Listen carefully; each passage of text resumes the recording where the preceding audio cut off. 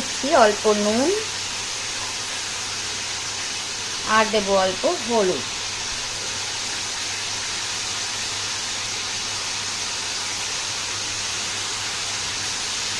অল্প জিনিস, তাই অল্প অল্পই দিলাম।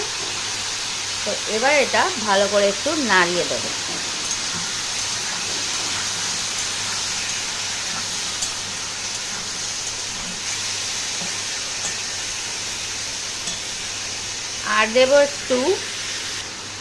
আর দেবো কিছু কাঁচা লঙ্কা। কাঁচা লঙ্কা দেখো চেহারা, একদম ছোট ছোট সরু সরু কাঁচা লঙ্কা। জানি না ঝাল হবে কিনা, তাই আমি এর মধ্যে 5টা দিয়ে দিলাম কেটে কেটে। দেখো